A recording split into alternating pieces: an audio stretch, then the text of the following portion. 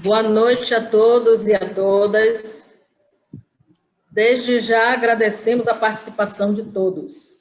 E para darmos início a esta reunião, solicitamos a todos que mantenham os microfones desligados para evitar possíveis interferências e liguem as câmeras para que possamos interagir vendo todos na telinha.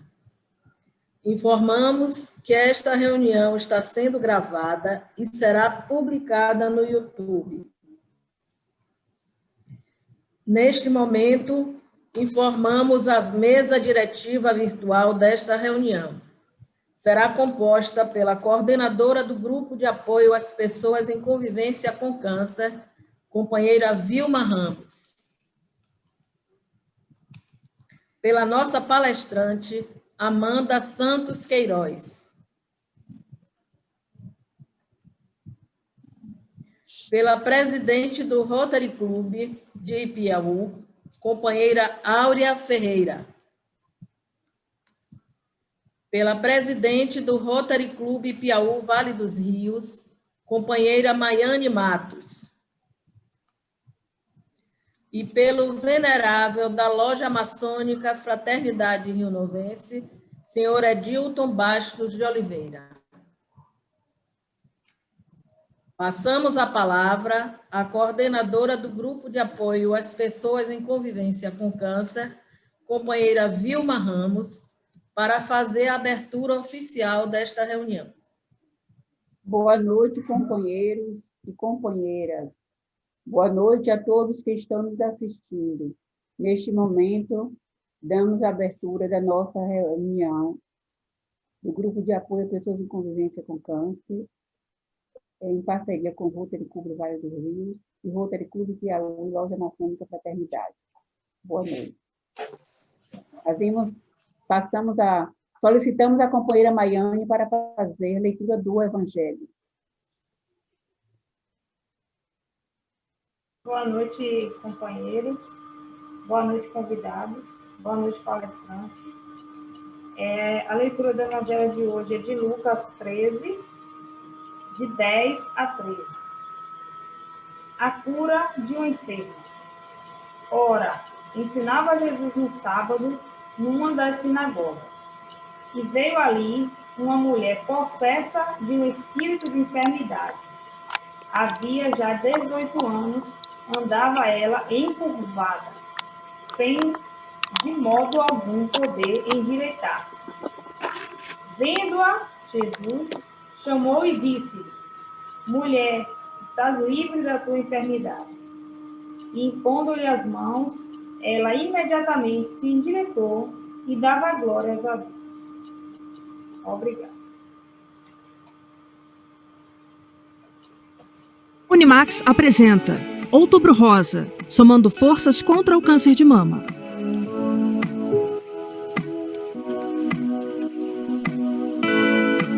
No Brasil, 66 mil casos de câncer de mama são diagnosticados ao ano. 34% dos casos são descobertos ao fazer o exame de rotina, sem ter tido quaisquer sinais ou sintomas prévios.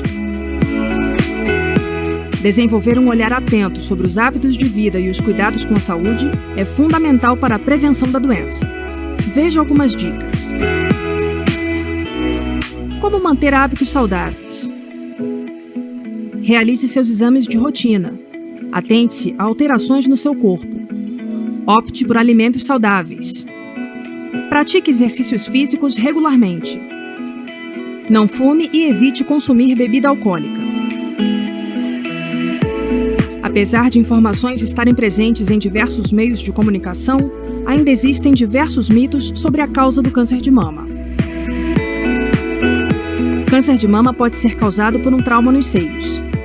Mito: a pancada no seio pode causar um hematoma ou até mesmo um processo inflamatório, mas não aumenta o risco de tumor.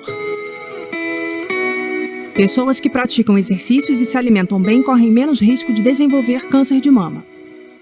Verdade: ter hábitos de vida saudável diminuem drasticamente o risco de ter câncer de mama, mas não eliminam a possibilidade da doença. Porém, não esqueça, essa é a sua parcela de responsabilidade com a sua saúde.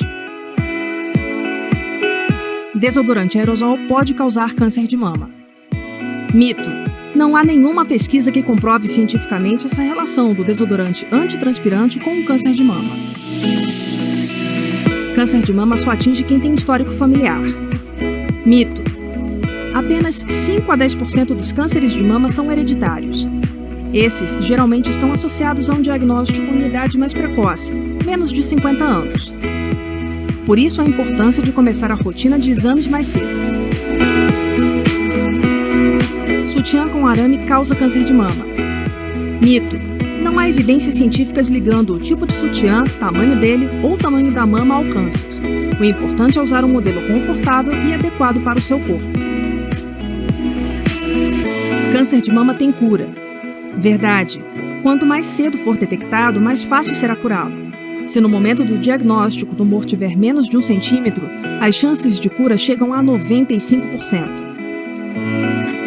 Mas para isso é necessário o diagnóstico precoce.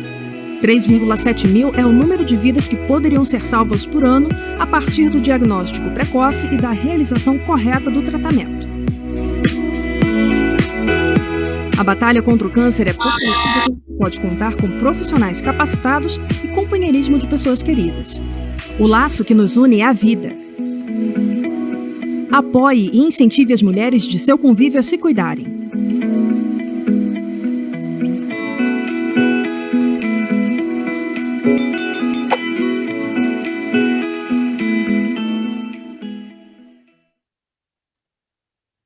Em nome do Grupo de Apoio a Pessoas em Convivência com Câncer, é um imenso prazer, mais uma vez, podermos realizar este evento tão importante para nossa sociedade.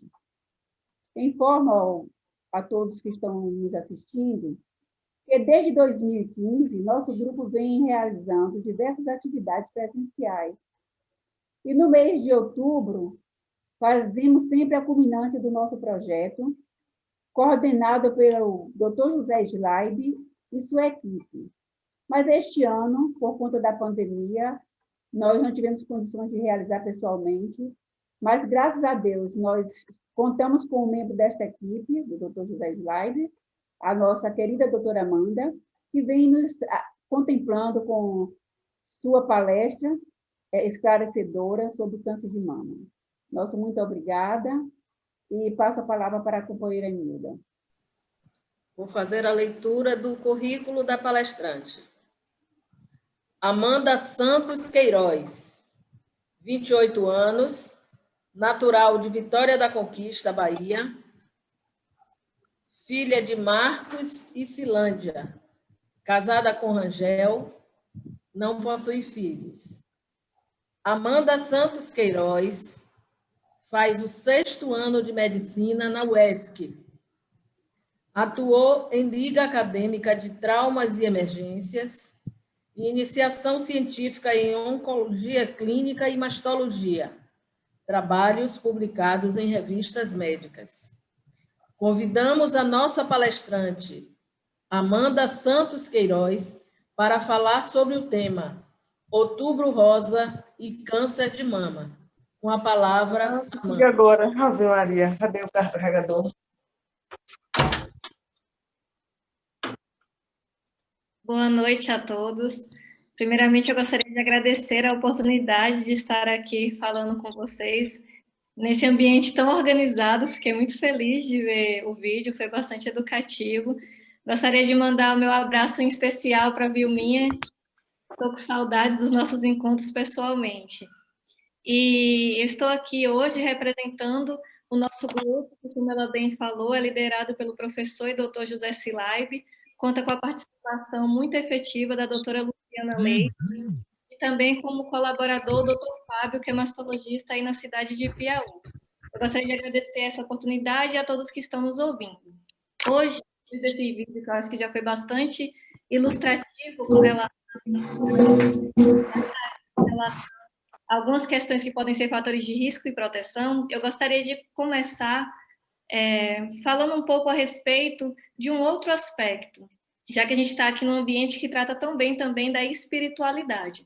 Nós sabemos que o tratamento tradicional para um paciente com câncer de mama vem a ser quimioterapia, radioterapia, e o que vem levar às chances de cura são as cirurgias, né? A depender do nível da cirurgia e do nível do câncer. Mas pesquisas também recentes, elas nos traz que, como coadjuvantes, nós vamos ter o apoio familiar, o apoio da sociedade e a espiritualidade. O apoio familiar, ele diz respeito ao momento do diagnóstico e de como essa pessoa que agora recebe esse diagnóstico vai encarar a doença.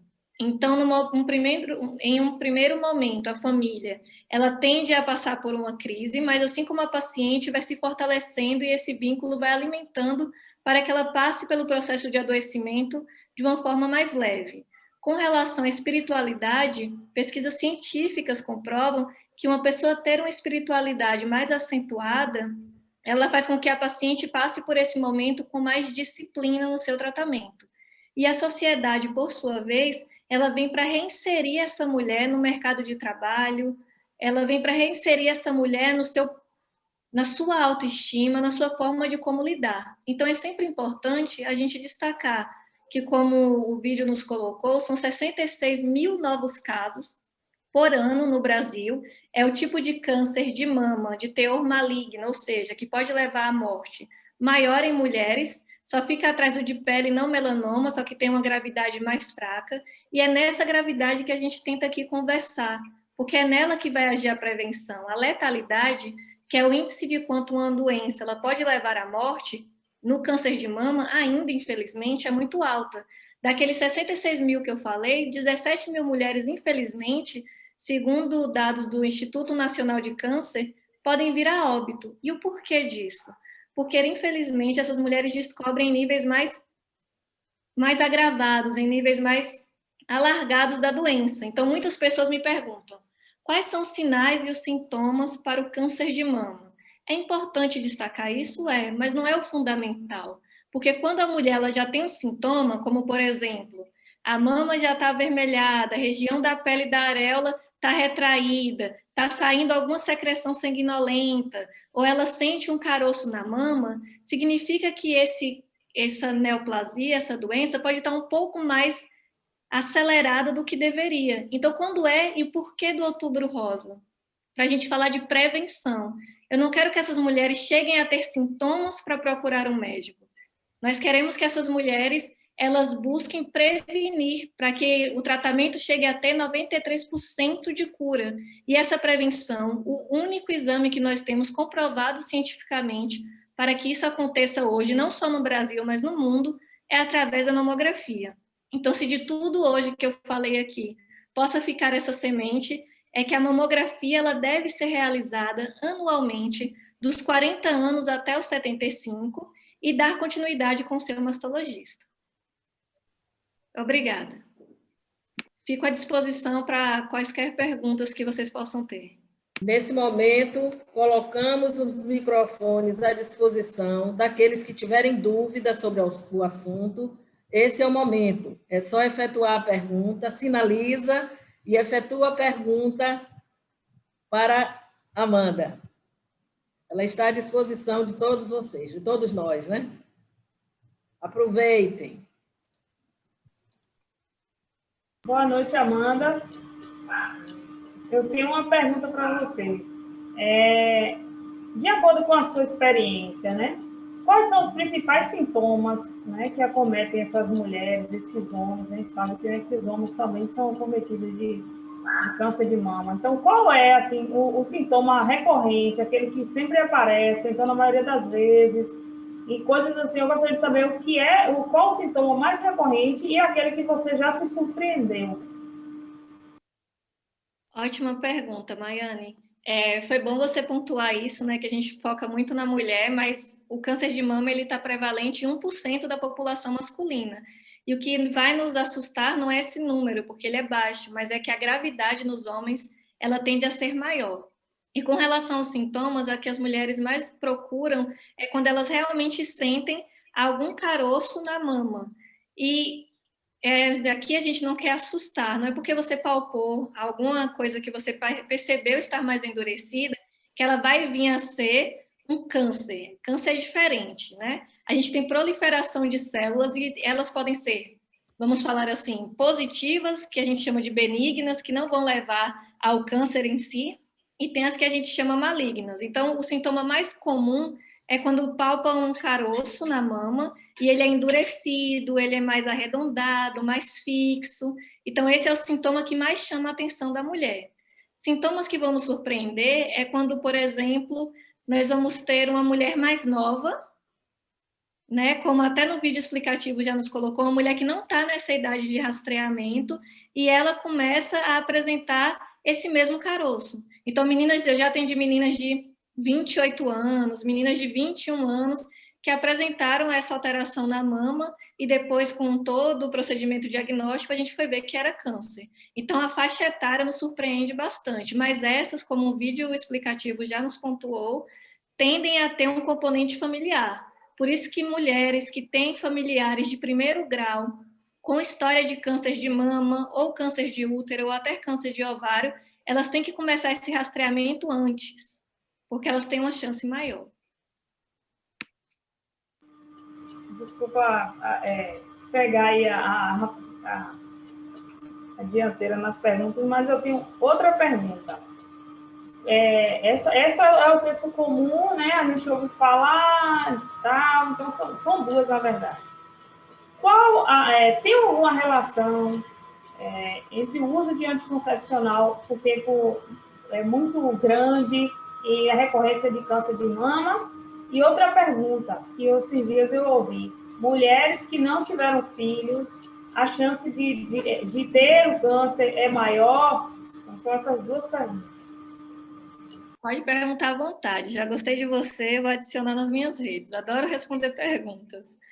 Podem ficar à vontade, viu, gente? Aqui a gente responde tranquilo. Olha, com relação à primeira pergunta que você falou, é aquela resposta que vale R$1 milhão. Infelizmente, a gente ainda não tem a resposta para a questão do anticoncepcional oral.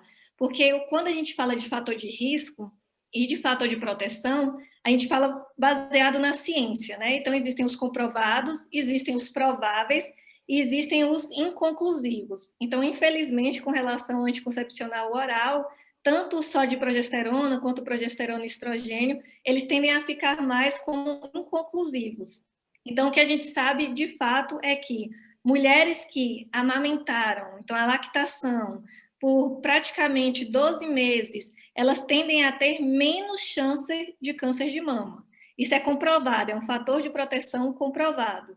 Com relação ao outro que você perguntou da paridade, né? O que a gente sabe é que mulheres que têm filhos com idade mais novas, o primeiro filho, e, consequentemente, conseguem amamentar por mais tempo, elas tendem também a ter isso como um fator de proteção. Mas o uso do anticoncepcional sozinho, hoje em dia, ele não é visto como um fator de risco, hoje em dia. Agora, se essa mulher ela já teve o câncer, ou se essa mulher tem um câncer num outro local, aí comprovadamente ele é fator de risco, porque ele alimenta esse tumor.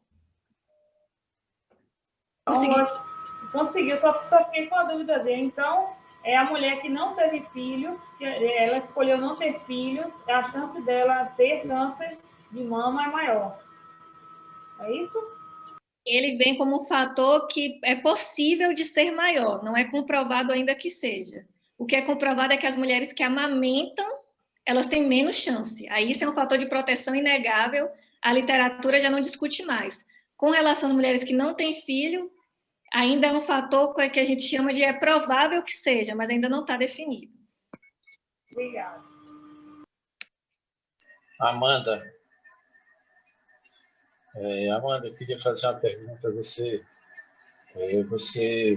Obrigado aí pela sua contribuição para a gente, esclarecer mais para a gente em relação aos tumores de mama. Como é que você vê hoje esse tipo de abordagem dos tumores de mama para aquela população mais carente? Como é que você vê isso hoje no serviço público, no Brasil, no país, no Estado? Como é que está isso hoje, Amanda? Olha, Valnei, a sua pergunta ela é bastante relevante, principalmente nesse cenário político que a gente está vivendo agora, né? É a hora da gente pensar na prevenção e na educação em saúde como pilares para ver em quem a gente vai votar. Então, por exemplo, A questão de mamógrafos no Brasil, segundo o próprio governo brasileiro, o Ministério da Saúde, existe quantidade de aparelho suficiente para a população.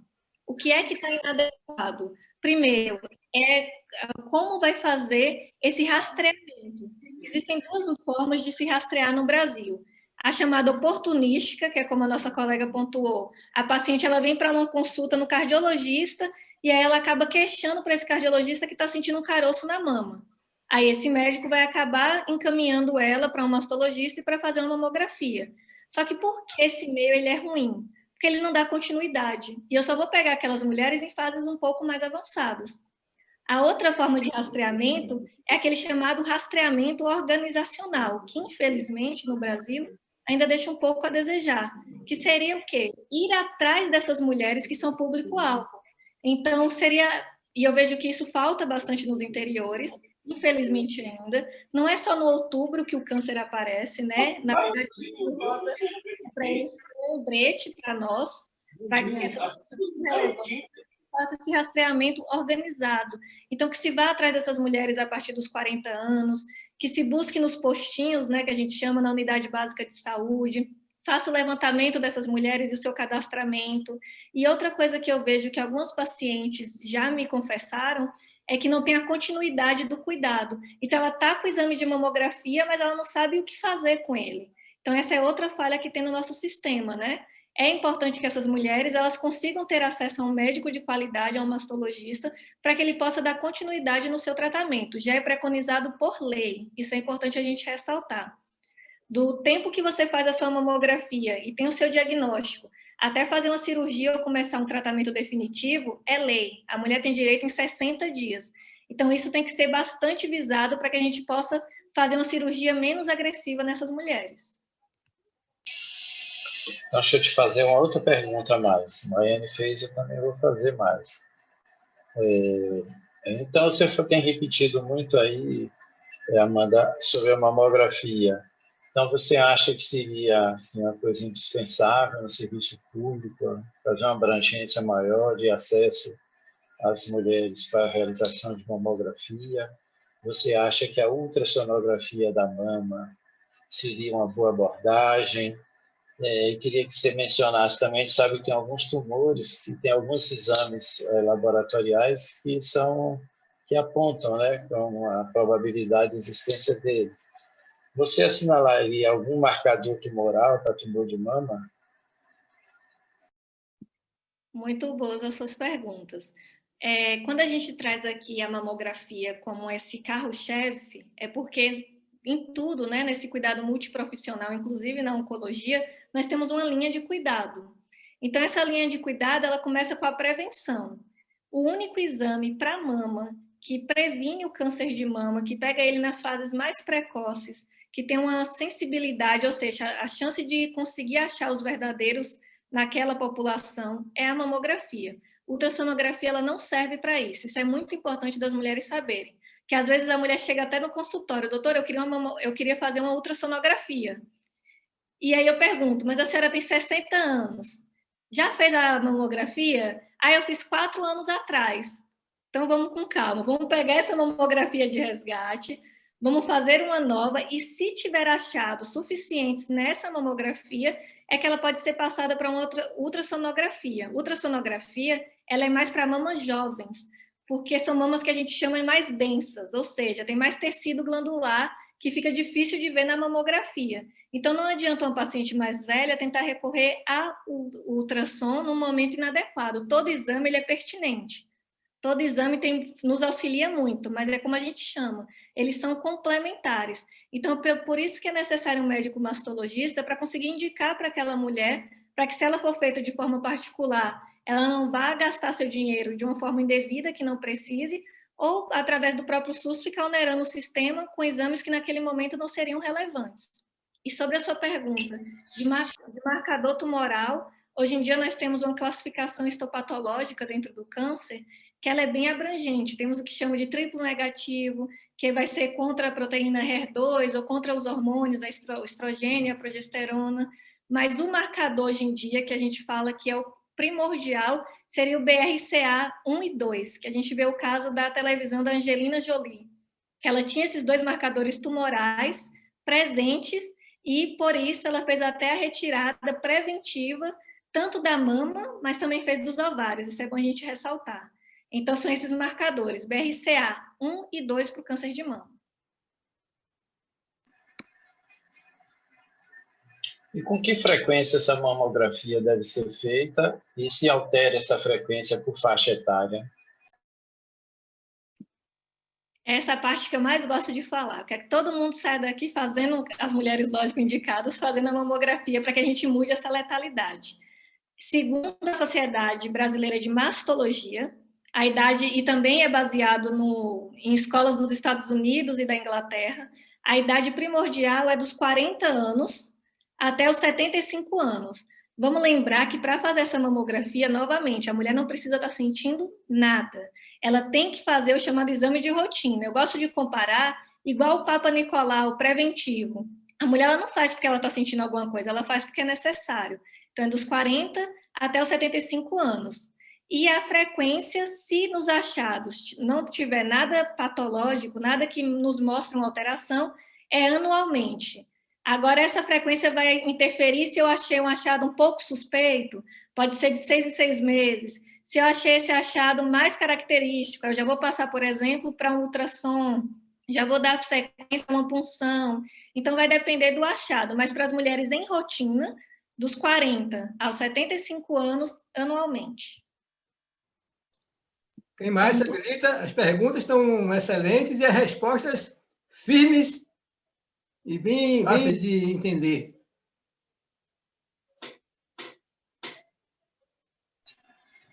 Então, vou fazer mais uma pergunta, Amanda. Claro, quando você encontra um nódulo desse suspeito, funciona e aspira ele ou precisa cortar a mama para fazer a retirada de fragmento desse nódulo? Muito boa, estou adorando as perguntas. Então, a gente diferencia nódulo de cisto, né? Às vezes, por isso que eu falei, a mulher, quando ela palpa a mama, ela assusta. A gente fala, calma, tem que fazer os exames, porque pode ser um cisto. O cisto é líquido, não necessariamente vai ser algo maligno. E aí, se for um cisto, é que a gente vai fazer a chamada punção por agulha fina, que é pegar uma agulha, não precisa de anestesia, não é um processo doloroso, é só um pouquinho incômodo, vai funcionar através do acompanhamento com ultrassom, e aí a gente vai tirar esse líquido de dentro desse cisto, vai colocar numa lâmina e vai mandar para o histopatológico, que nada mais é do que a pessoa que vai ver no microscópio para ver se aquilo é benigno ou se aquilo vai merecer outra investigação.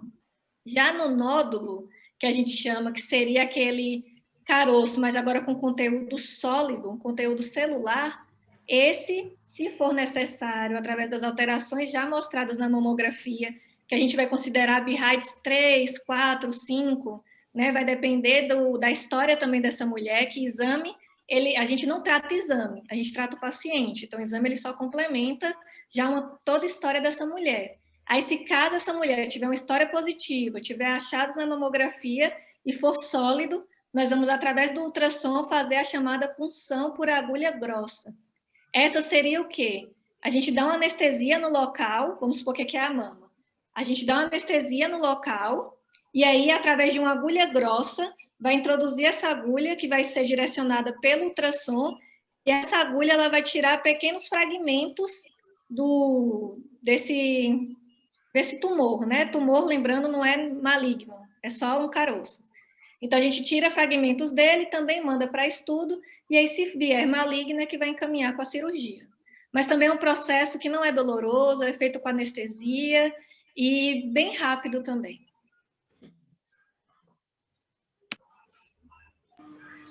Amanda, doutora Amanda, foi fazer uma pergunta. É importante guardar as mamografias anteriores e o fator estresse pode causar também câncer de mama? Boa noite, dona Isabel. Obrigada pela pergunta. Sim, essa seria a recomendação que talvez se eu saísse daqui e não comentasse, o meu instrutor e professor Dr. José Silai me daria um puxãozinho na orelha. Isso é extremamente importante. As mulheres, às vezes, elas vão para o procedimento de mamografia sem levar as anteriores.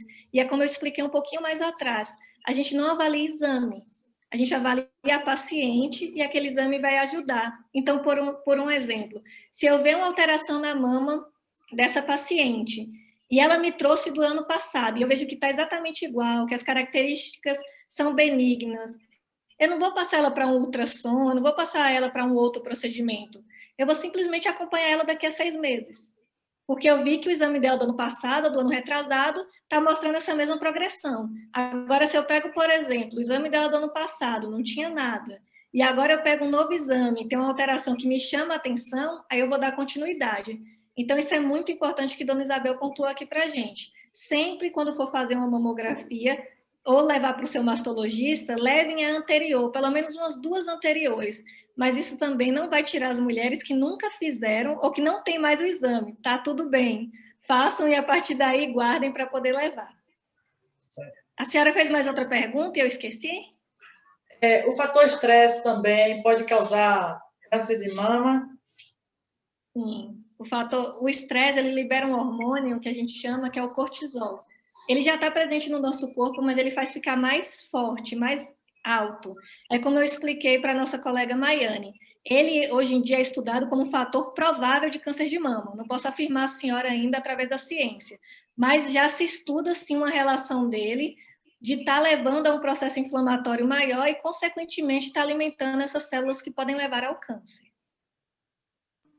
Obrigada. Amanda, eu tenho mais uma perguntinha para você. Qual a importância do SUS no tratamento do câncer de mama? Olha, se tem 2 coisas que eu sou uma forte defensora, é da ciência, porque, né, a gente vê o quanto evoluiu.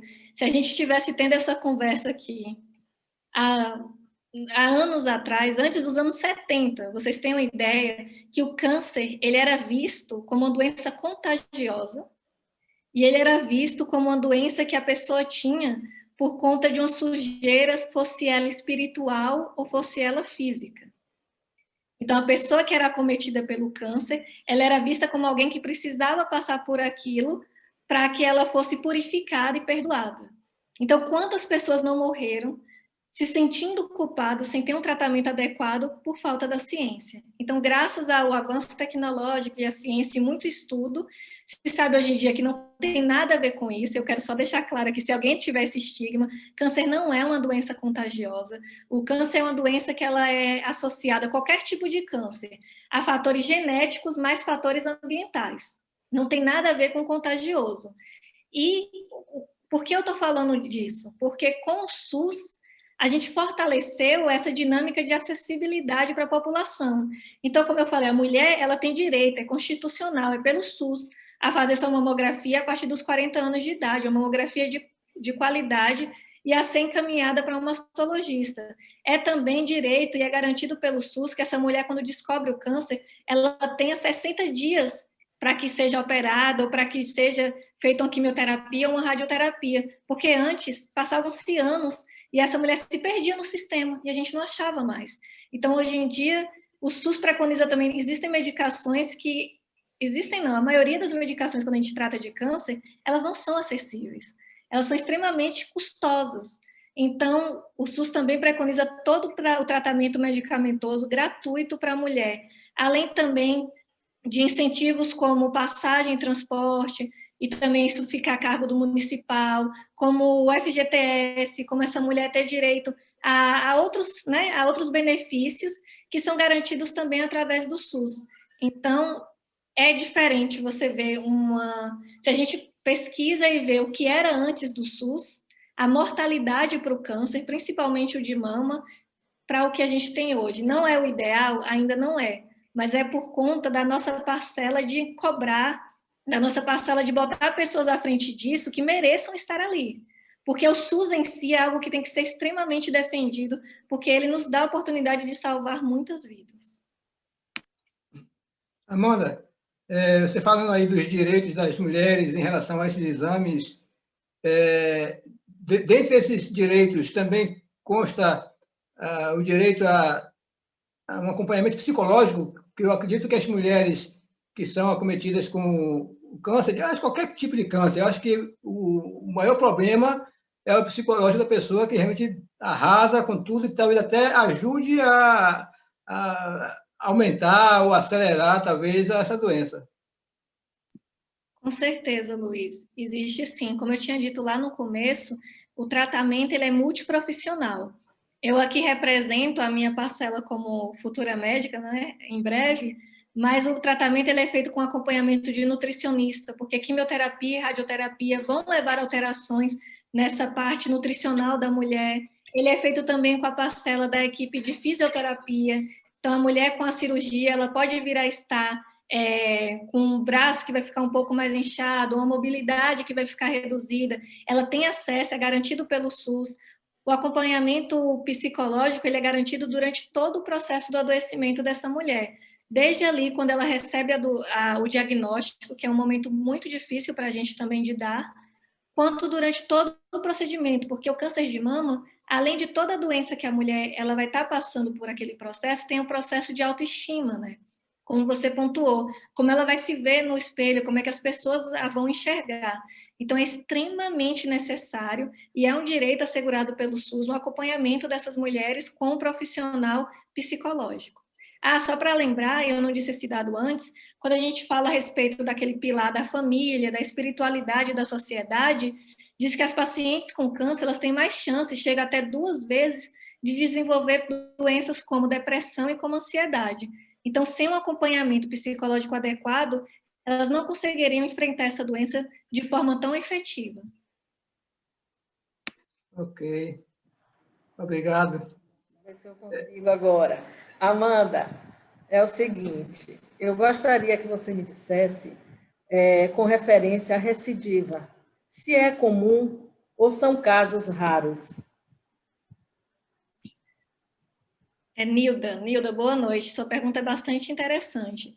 A recidiva, só para você ter uma noção, quando a gente fala que uma mulher ela teve câncer de mama, na mama direita, isso faz com que ela tenha mais chance de ter câncer de mama na mama esquerda? Não, não tem nada a ver. Cada processo de adoecimento, ele é único, ele é individual. Então, a chance de recidiva, ela não é alta, ela tem muito mais relação com aquela história familiar que eu tinha dito antes. O câncer, ele tem a parte familiar e tem a parte dos fatores de risco. Então, essa parte de recidiva, ela não é comum. O tratamento, quando ele é feito de forma precoce, de forma incisiva nessa mulher, geralmente, uma cirurgia acompanhada de uma radioterapia, ou em alguns casos, cirurgia mais quimioterapia mais radioterapia, a chance de recidiva ela é bem baixa. Então, a gente pode ficar feliz com isso. O câncer de mama ele é uma doença que ela é grave, mas a sua taxa de cura ela chega a 90%. Em câncer, isso é muito alto. Ok. Mais alguma pergunta?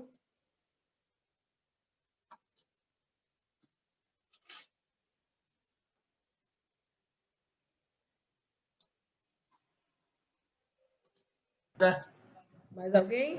Vou fazer mais uma, viu, doutora Amanda? Doutora Amanda, vou fazer mais uma. À disposição. Acontece o número maior de pessoas com câncer de mama, porque, não sei, eu vou fazer uma pergunta assim, meio duvidosa. A maioria das vezes a pessoa não sente estar com problema de câncer ou a maioria das pessoas só procura fazer o tratamento ou ver se está com câncer, onde está sentindo. Sua pergunta, Gabriel, não é uma pergunta boba, não, é uma pergunta bem inteligente. Porque esse tipo de câncer, muitas pessoas elas esperam assim.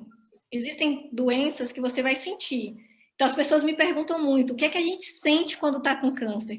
Como assim, se eu sentir isso, é a chave, eu vou lá e eu vou ter meu tratamento. É uma doença silenciosa. É igual a hipertensão. Quando você vai ter algum sintoma, ela já está mais acelerada. Então, é por isso que a gente tem esse nível tão alto. Você não vai sentir uma dor na mama, e essa dor vai ser porque você está com câncer. Geralmente, dor na mama, ela é por um trauma que você levou, ela pode ser por uma dor que a gente chama de muscular. Os tipos de cânceres que causam dor são uma parcela muito pequena. Então, a gente, quando chega no consultório e o paciente fala, eu estou sentindo uma dor na mama, e geralmente vem preocupada com câncer, do outro lado a gente já dá um... Não parece ser. Então, por isso que o câncer de mama, ele é uma doença que preocupa tanto e que tem tanto número, porque quando a gente vai descobrir, a mulher ela já sentiu algo e não era para ser assim.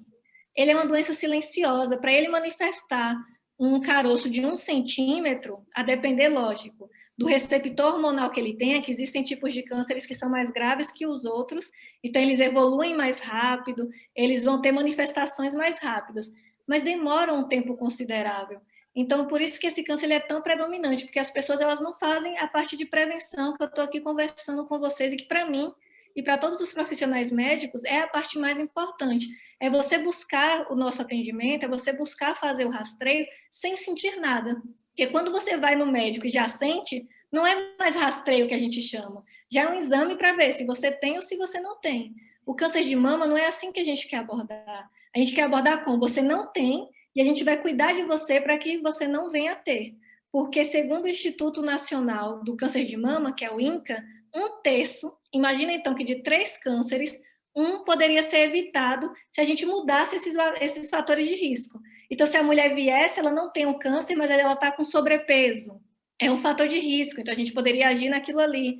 É uma mulher que ela não faz atividade física, então a gente vai e age também nessa questão. É uma mulher que ela descobre, mas num momento tão leve que a cirurgia tira só um quadrante, não vai tirar a mama inteira. Então, que essa mensagem ela fique muito clara para vocês e que vocês possam passar para todas as pessoas. Se é uma doença que eu tenho, que ela acomete 66 mil novos casos por ano, se ela é a maior doença de câncer na mulher, significa que dentro da nossa casa, ou muito próxima dela, uma mulher possa, infelizmente, ameaçar a tê-la, né? Pode, infelizmente, manifestá-la. Então, que a gente possa fazer esse veículo de comunicação, para que essas mulheres não sintam, não precisam sentir nada. Faz o rastreio, faz antes disso, deixa a gente agir e botar esse 93% para ser 99%, quem sabe 100% no futuro, né? Amanda, eu tenho mais uma pergunta. Mulheres que fazem reposição hormonal têm mais chance de ter câncer de mama? Nessa fase que a mulher já está fazendo reposição hormonal, que geralmente é na fase da menopausa, né, ali dos 45 anos, a partir dos 50 anos, tem sim mais chance de câncer de mama. Também não está como conclusivo, mas esse está como provável, só que é um provável já um pouco mais adiantado. Então, essas mulheres, por exemplo, a gente para de fazer a reposição hormonal nela. Se ela tem história também na família, um parente de primeiro grau, aí é que ela não faz mesmo. Mas nas mulheres que não têm essa história, não é uma contraindicação, ela tem que fazer o uso perante o acompanhamento médico. Eu vou fazer uma, então. É uma pergunta um pouquinho boba, viu? As mulheres que fazem cirurgia de redução de mama, é mito ou verdade que elas são menos propensas a ter o câncer, o problema de câncer de mama? Não se preocupe, Nilda, não tem pergunta boba, não. Eu não quero que vocês fiquem com nenhuma dúvida. Boba é vocês levarem essa dúvida para casa ou ficar na cabeça. Não façam isso, eu estou aqui para isso. Redução de mama, quando a gente fala que ela reduz, a gente vai tirar a glândula. Glândula é o tecido da mama que dá mais volume, né? Que vai, por exemplo, na vida da mulher que está grávida, vai amamentar. O câncer ele se desenvolve nessa região. Só que a mulher reduzir esse valor de tecido glandular, ela vai ter menos chance, provável, porque ela tem menos tecido. Porém, como essa mulher, se ela tiver fatores de risco acentuado, se ela tiver história de primeiro grau, se ela tiver acima do peso, se ela consumir álcool em excesso, ou seja, se ela fizer todo o contrário, não adianta ela ter menos tecido mamário. Ela acaba se colocando na mesma situação que uma mulher que tem a quantidade de tecido suficiente para aquela sua idade. Então, seria um fator de proteção se a gente fosse olhar ele de forma isolada, mas quando você coloca ele num contexto maior, ele fica um pouco mais insignificante do que os fatores que podem levar a desenvolver. Outra pergunta. Uma pessoa que faz parte de uma família que tem um índice elevado de pessoas que sofreram problemas de câncer, de mama, pulmão, vários órgãos, não somente de mama, tá? O que fazer para prevenir, para se prevenir com relação a isso? Ou seja, o percentual de mortes na família por problemas de câncer é muito elevado, né? O que essa pessoa pode fazer para se cobrir, no caso? Certo, Nilda. Então, quando a gente fala que a paciente ela tem esse histórico familiar positivo, ou seja, em tudo isso que você falou, câncer em qualquer outra área, mas principalmente, se a gente está falando do câncer de mama, câncer de mama ou de ovário, ou também câncer de útero, o que é que a gente vai pedir para essa mulher? Que ela comece a fazer o acompanhamento com o mastologista e o rastreamento antes. Então, qual foi a idade que essa parente desenvolveu o câncer de mama? Ah, foi minha mãe e ela teve câncer de mama com 50 anos. Então, qual é o nosso preconizado? 10 anos antes você tenta. Ou 15 anos antes a gente vai começar esse acompanhamento. Depende daqueles outros fatores de risco que eu já pontuei aqui. Mas o que essa mulher vai fazer? Se ela é um pouco mais nova, começa por uma ultrassonografia, vai fazer um exame mais direcionado, já que a mamografia não vê bem uma mama tão nova. E aí vai fazendo esse acompanhamento da mulher. Mas depende muito da idade que esse familiar teve, qual foi o nível desse familiar, qual foi a gravidade, mas geralmente o que se faz é começar esse rastreio antes. Tem outra pergunta. Ô Amanda, eu gostaria de saber o álcool, né? O uso de bebidas alcoólicas. É uma besteira você se abster do álcool em troca dessa vida saudável ou não? O álcool ele consegue ser vilão ou ele é simplesmente neutro quando você faz uso? Não, o álcool ele não é neutro. A gente vai ter ele como um fator já definido pela literatura como fator de risco para câncer de mama. Agora existe a quantidade, né? A gente fala em consumir bebida alcoólica em excesso. Na vida, tudo é equilíbrio. Então, se é uma paciente que ela consome mais que 2 doses de álcool por dia, e eu tenho até a quantidade em gramas, se vocês me permitem pegar aqui minha colinha, alguns estudos mostram que a quantidade seria de 13,8 gramas por dia de álcool. Se tem um valor maior ou igual a esse, ele já vem ser para a gente um fator de risco comprovado. Então, qual é a minha sugestão? Como médica, não a minha sugestão, a sugestão científica, é de que você pode consumir a bebida alcoólica, mas que ela não seja feita em excesso.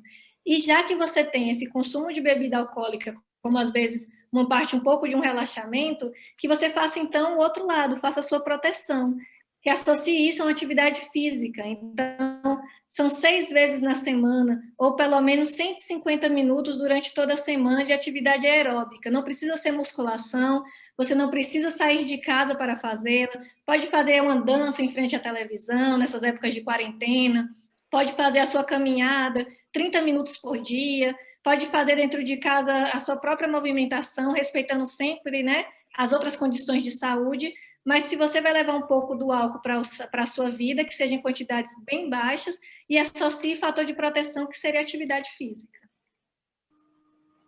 Tem outra pergunta que pode parecer até...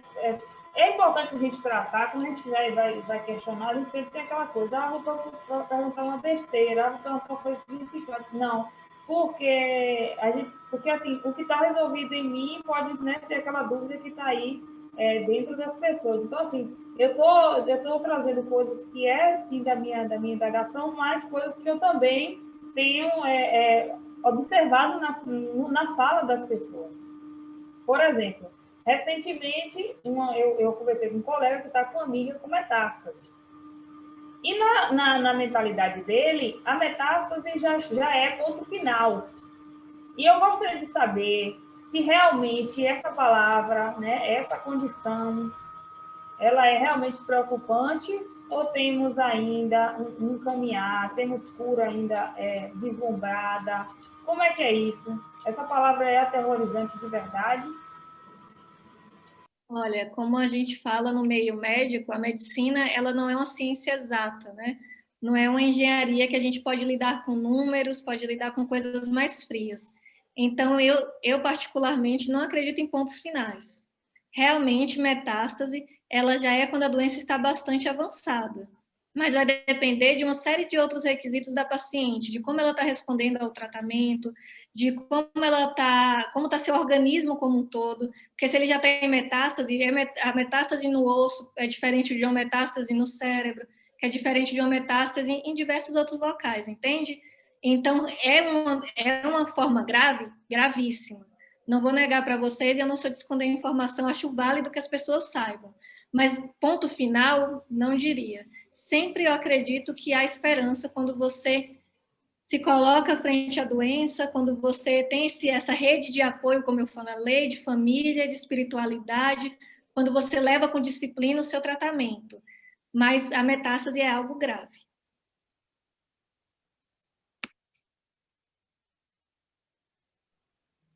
Mais alguma pergunta?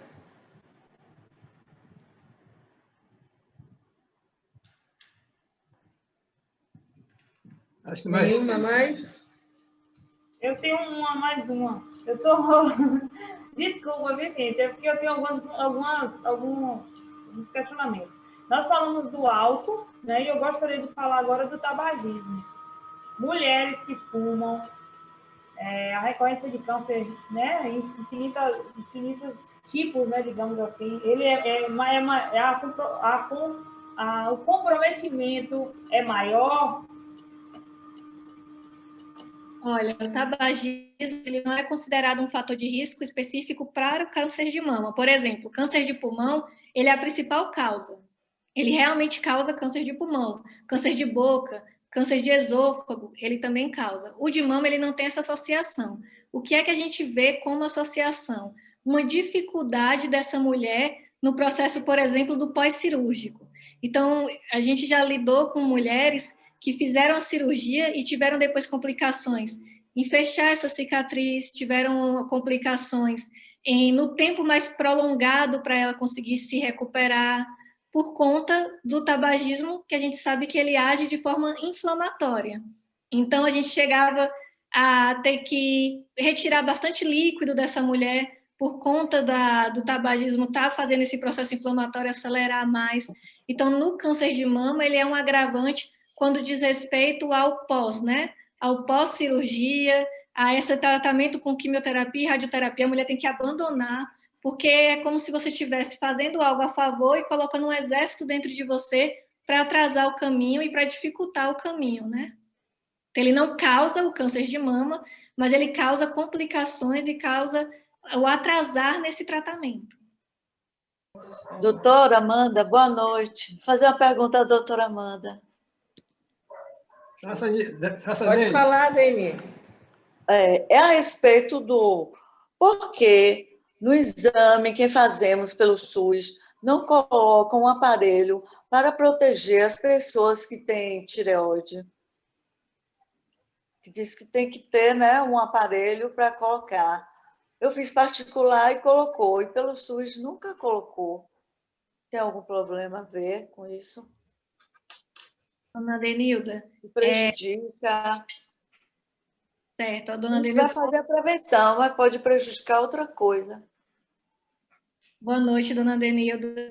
A mamografia, ela é um exame que ela tem radiação, né? O mecanismo dela de ação é através de radiação, mas eu vou usar essa pergunta da senhora para desmistificar uma informação e no final eu respondo ela. Se eu não conseguir chegar na resposta, a senhora pode me perguntar novamente. Mas muitas mulheres me perguntam também, mas a mamografia, se eu fizer mamografia uma vez por ano, eu não vou ter mais chance de ter câncer de mama porque ela é radiação? A quantidade de radiação que uma mamografia ela emite, ela é ínfima, ou seja, muito pequena. Para que essa mamografia ela leve a um câncer de mama, a mulher deveria fazer uma quantidade, no mínimo, para um câncer de mama mais leve, para desenvolver, de 300 mamografias na sua vida. Se a gente coloca que essa mulher começa aos 40 anos, ela não vai conseguir fazer isso enquanto ela tiver a sua expectativa de vida. Então, é um mito. Mamografia não leva mulher nenhuma a desenvolver câncer de mama. Isso é um mito grave que todas nós devemos combater de imediato. Com relação ao que a senhora falou, é sim preconizado que se use o protetor de tireoide. Eu não posso informar para a senhora com relação a essa parte do SUS, porque nos locais que eu faço e que eu vejo, ele existe, mas a radiação, como eu falei para a senhora, é muito baixa, mas é preconizado, sim, que haja esse protetor de tireoide. Mulheres, por exemplo, grávidas, que seria uma contraindicação para fazer uma mamografia, se a chance dela de ter câncer estiver muito alta, até a mulher pode fazer com proteção adequada e com controle adequado do médico mastologista. Consegui responder a senhora direitinho? Obrigada, valeu. Disponha, foi um prazer.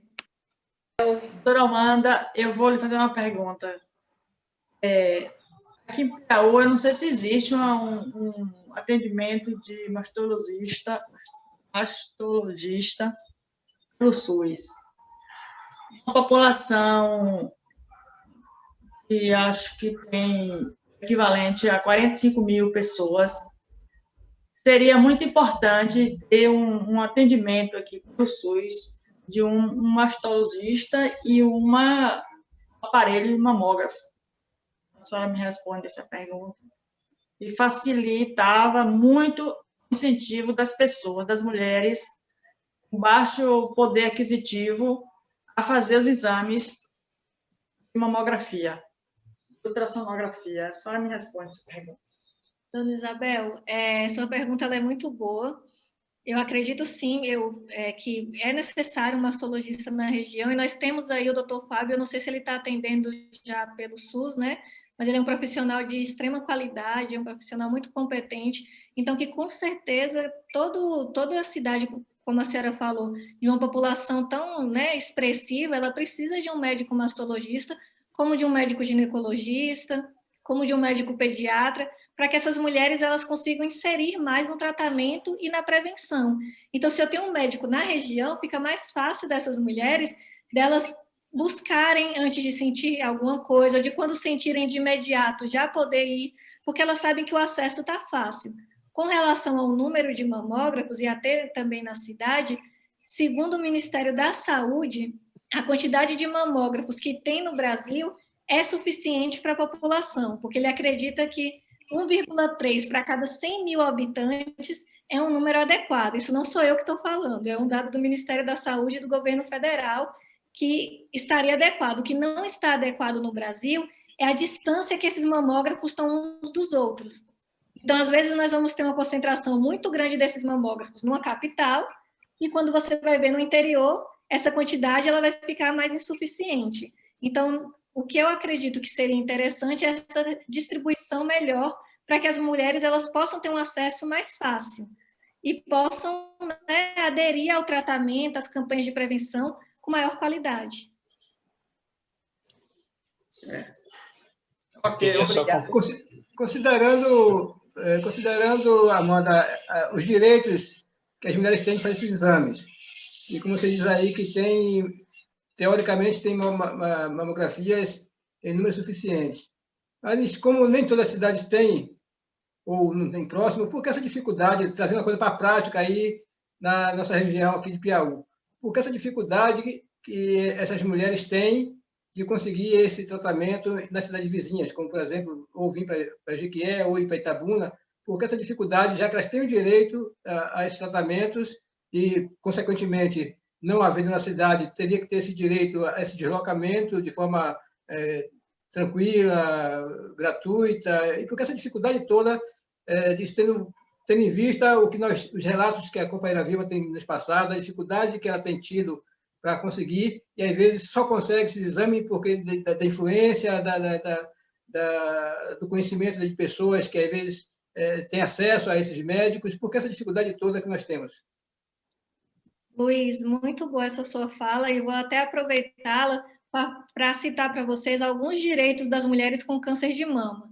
Então, por exemplo, o saque do FGTS, do PIS, o auxílio-doença, a gratuidade do transporte público, já para que essas mulheres que não têm a mamografia, que não têm um centro de quimioterapia na cidade, elas possam ir, mas esse não é de âmbito federal, é municipal esse direito.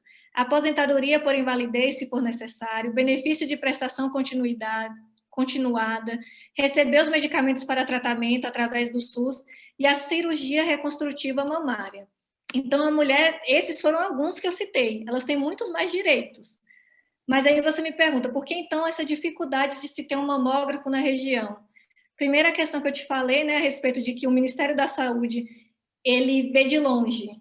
Então, ele vê o número total, e no número total está suficiente. Mas quando a gente diminui esse aspecto, né, a gente vê que fica longe de uma cidade para outra. Se está a mais de 60 quilômetros de distância, já dificulta essa mulher, segundo os próprios estudos científicos, delas buscarem esse tratamento precoce ou esse acompanhamento. Então, eu acredito que essa seja a parte nossa como população, no ano inteiro, mas principalmente em época eleitoral, diversas propostas de governo, diversas medidas o que é que ele fala a respeito de educação e saúde, o que ele fala a respeito de prevenção, o que ele fala a respeito de garantir o direito dessas mulheres, porque a lei está aí, mas se a gente, como população, não se empoderar dessas informações e não cobrar, muitas vezes quem está à frente do nosso poder público, ele não vai dar para a gente algo que ele vai botar como segundo lugar. Então, cabe a gente, nesses momentos, se conscientizar, se empoderar, para que possa cobrar, tanto agora quanto depois. Então, eu concordo com você que deveria ter um acesso mais fácil para essas mulheres, mesmo o número estando adequado para o Ministério da Saúde, que elas não precisassem se deslocar tanto, que elas pudessem fazer de uma forma mais tranquila. Mas, infelizmente, isso já parte de um pressuposto que a gente tem que buscar no governo, a gente tem que buscar na prefeitura, a gente tem que buscar no Estado, a gente tem que buscar cobrar isso dos nossos governantes, essa necessidade, né? Ok, obrigado. Então, eu vou passar a palavra à companheira Vilma para seu pronunciamento. Em nome do Grupo de Apoio a Pessoas em Convivência com Câncer, nós agradecemos a nossa doutora Amanda pela excelente explanação, bem esclarecedora sobre câncer de mama. Nós agradecemos, né? E vou compartilhar com vocês um pedacinho da minha história e como surgiu o Grupo de Apoio a Pessoas em Convivência com Câncer. Em 2012, eu recebi o diagnóstico do câncer de mama, que eu estava com câncer de mama. No momento da notícia, foi muito triste, senti como sentença de morte, mas tive a oportunidade de fazer o tratamento. Não foi nada fácil.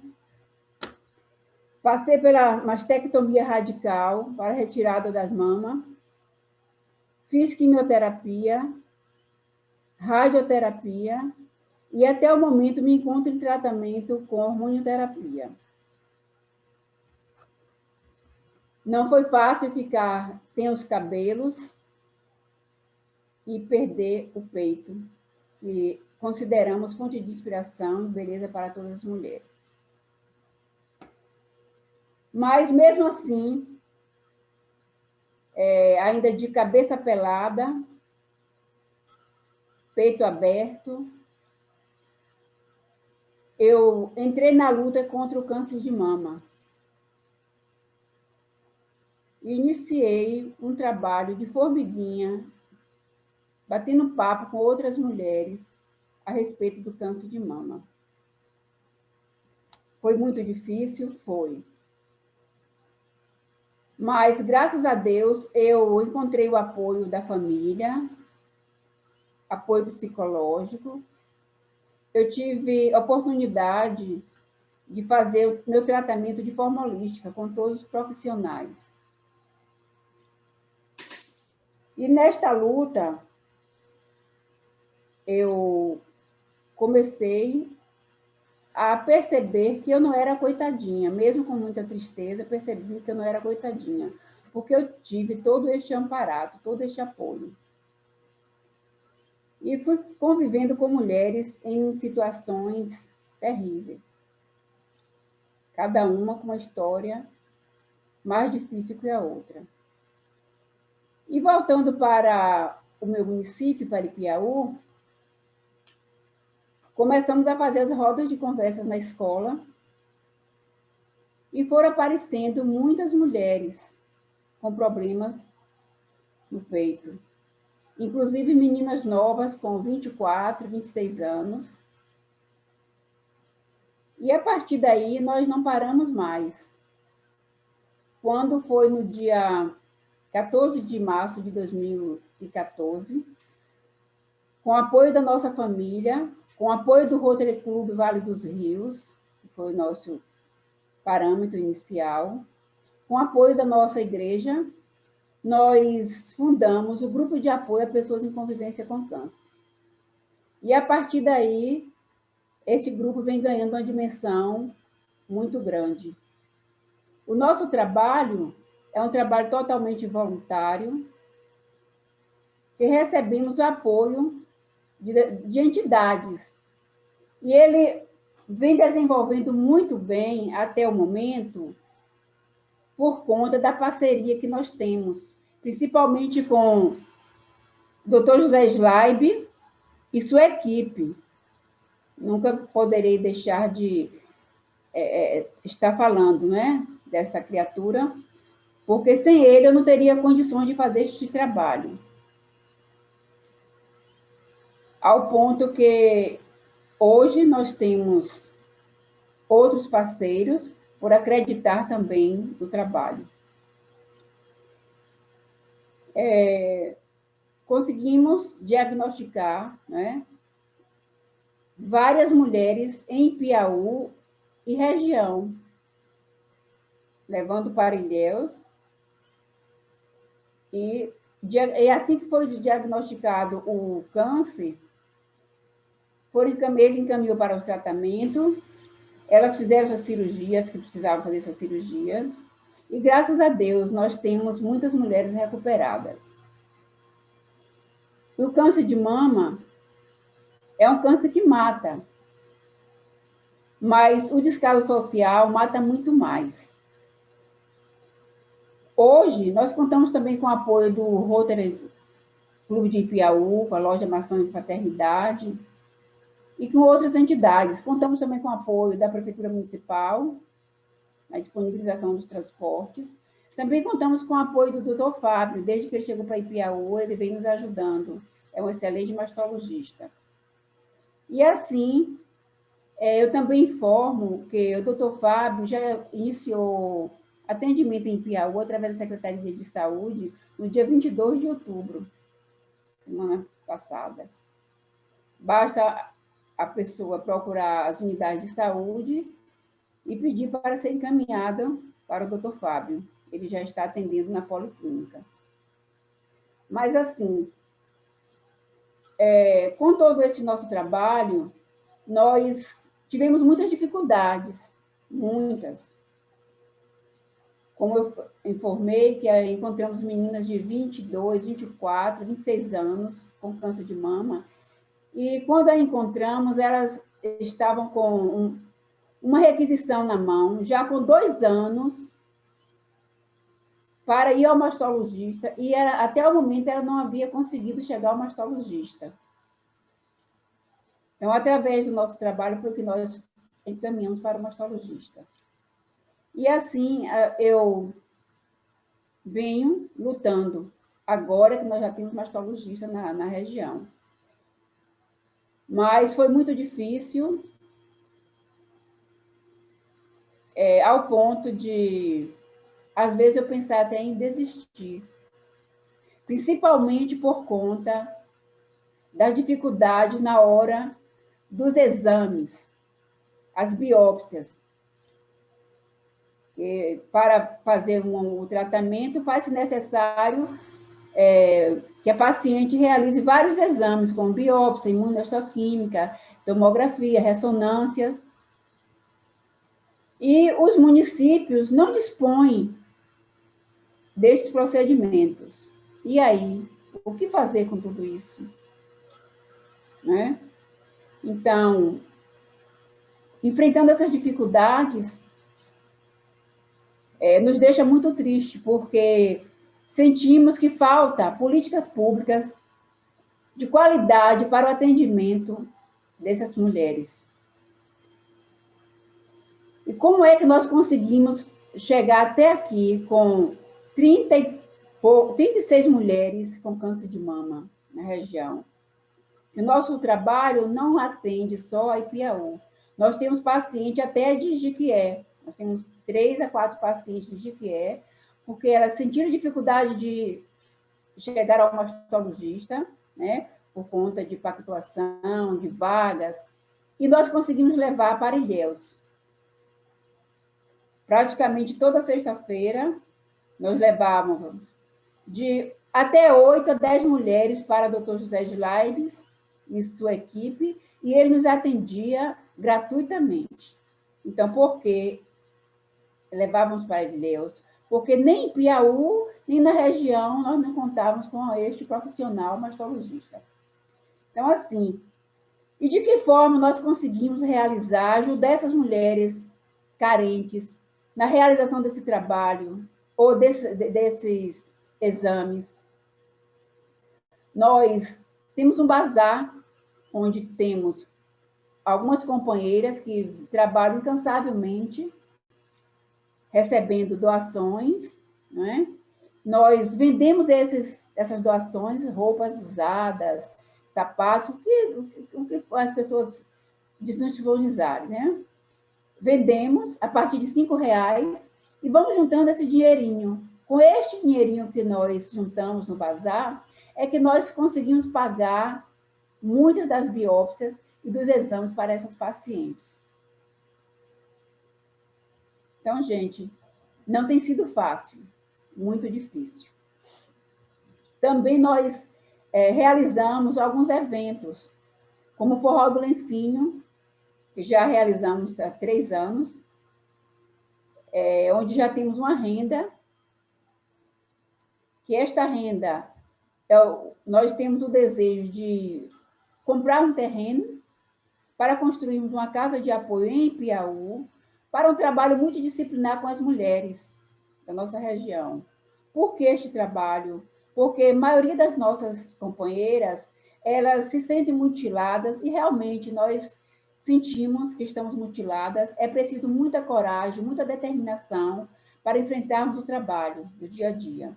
Não é fácil enfrentar o braço com linfedema, incha muito o nosso braço, e não é fácil também conseguir as drenagens pelo SUS. E assim, elas se sentem mutiladas, muitas por não ter o seu peito, né? Medo, vergonha, e se sentem incapazes. Eu venho conversando com elas, nas nossas rodas de conversa, nas nossas reuniões, que elas podem fazer outras atividades. E eu me mostro como espelho, porque em momento nenhum eu deixei de trabalhar. Eu me recordo que mesmo no processo de quimioterapia, eu ainda tinha forças, com muita dificuldade, buscando levantar, porque eu decidi viver, e na hora que você está fazendo este tratamento de quimioterapia, radioterapia, e você se sente, não se aceita por estar com seu peito mutilado, não se aceita por estar sem seus cabelos, é preciso ter coragem para enfrentar tanto você como o outro. E com o apoio da minha família, dos meus amigos, eu consegui levantar. E assim, mesmo chegando da quimioterapia, passava 2, 3 dias, né, que os primeiros dias é muito difícil, mas eu comparecia ao trabalho e dizia, estou aqui, quero fazer alguma coisa. Não conseguia fazer quase nada, mas tinha o apoio das colegas, que para mim foi de fundamental importância. Me sentia útil e ficava por lá, fazendo o que podia fazer. E nesta luta, eu me recordo muito bem que eu só deixei de trabalhar no momento da cirurgia, que foram os 30 dias de cirurgia, de recuperação para recuperação, e como iniciar o tratamento com a quimioterapia. E o período que eu me afastei total foi da radioterapia, por conta de ser todos os dias e não ter condições de voltar. Que também foi um momento muito difícil, a radioterapia, o qual eu tive queimaduras, foi difícil a cicatrização. Então, gente, hoje, quando eu me dedico a este trabalho, é porque eu vejo o sofrimento de muitas mulheres para conseguir chegar até o mastologista. E é muito difícil, por conta do acesso. Então, por isso, eu não me canso, e juntamente com outras companheiras, enquanto vida eu estiver, né? E elas desejarem nos ajudar, eu prometo que estarei sempre à disposição de quem precisar. Qualquer hora, qualquer momento, estarei sempre disposta a ajudar outras mulheres na luta contra o câncer e na busca do diagnóstico precoce, que é o mais importante. Como a nossa doutora nos falou, o câncer de mama é curável em até mais de 90%, mas para isso é preciso que cheguemos ao diagnóstico precoce. E no meu caso, foi muito difícil chegar ao diagnóstico precoce, por conta do próprio conhecimento, né? E porque eu fiz a mamografia e deu negativo para carcinoma. A redação dizia, negativo para carcinoma, sugestão, repetir o exame de acordo com a faixa etária, 1 ano depois. Só que eu percebi que havia algo errado. E comecei a me tocar. E tocando, não me conformei com o resultado, busquei novamente a minha ginecologista. Ela disse, Vilma, você não fez tudo há poucos dias? Eu disse, fiz. Ela, vem aqui para tirarmos uma dúvida. E nessa dúvida foi quando ela fez a ultrassom e percebeu algo diferente. Aí, imediatamente, eu agendei uma consulta com o Dr. José Slaib e ele, com a sua experiência, já me diagnosticava que estava com câncer de mama. Então, por não ser fácil, ser muito difícil, mas eu acredito na cura e acredito tanto que não tenho tempo de estar pensando que fui doente, que estive doente. Para mim, essa situação passou. Me jogo na luta e essa situação passou. E assim eu venho agradecer a nossa palestrante, doutora Amanda. Agradeço também a todos que estão nos assistindo, em especial ao nosso mestre, doutor José Slaib, e sua equipe, que sempre estiveram à nossa disponibilidade para nos atender. Grande parceiro. Sem ele, eu não teria condições de maneira nenhuma de estar fazendo este trabalho, que eu digo que é de formiguinha, mas que tem feito uma diferença muito grande na vida das mulheres da nossa cidade, de cidades circunvizinhas. Agradeço a todos e que Deus abençoe e nos dê muita força e coragem para continuarmos este trabalho. Passo a palavra para a companheira Nilda. Gostaríamos de agradecer a Amanda pela disponibilidade, né? Você foi excelente em suas respostas, muito segura, nos deixou satisfeitos com as respostas, né? E gostaria de apresentar o certificado virtual, aí o nosso reconhecimento pela sua participação, pela sua palestra. Passo agora a palavra para a Amanda para as considerações finais. Primeiro, eu gostaria de agradecer a essa oportunidade que o Rotary Club de Piauí me concedeu, né, de estar aqui falando em nome dessa equipe que é grande. Eu estou aqui hoje podendo ser o rosto. Agradecer ao professor e doutor José Slaib, a doutora Luciana Leite, a UESC por estar em parceria com todo esse projeto. Gostaria de mandar meu muito obrigado e dizer que, Vilminha, você é uma inspiração para todos nós, como mulher, como cidadão. Então, se eu estou aqui hoje falando lá atrás, quando eu estava atendendo essas mulheres que você levava na sexta-feira, junto com o Dr. José Silaib, eu vi o seu carinho, eu vi o seu afeto a elas. Isso contagia a gente. O amor, eu acredito, seja o sentimento que faz mudar tudo. Então, você tem muito amor pela causa e a gente devolve esse amor a você e a todas as mulheres que você traz no grupo de apoio. Então, foi um prazer gigantesco para mim. Fiquei muito emocionada com o certificado. Obrigada pela consideração de todos vocês, foi um prazer. E quero dizer à população de Piauí, que sempre me recebe muito bem, que se possa ficar uma mensagem de tudo isso que a gente conversou, além dessa mensagem que a gente falou de apoio ao grupo de apoio de Vilma, para que essas mulheres possam também fortalecer essa causa, colaborar para conseguir ajudar mais mulheres, além também da mamografia dos 40 aos 75 anos, ser um exame de rastreio e que deve ser feito sem nenhum sintoma, eu quero dizer que você, mulher, que possa estar hoje passando por essa doença, ou que venha descobrir, ou que tem um familiar na sua casa, você é uma protagonista da sua vida. Não se veja como alguém que está doente, mas alguém que vai vencer essa doença. E para isso, você vai buscar o tratamento e vai buscar essa rede de apoio para seguir em frente. Eu estou aqui à disposição, como equipe médica, representando o professor José Silaib e a UESC, e espero que todos vocês tenham uma boa noite e obrigada pela oportunidade mais uma vez.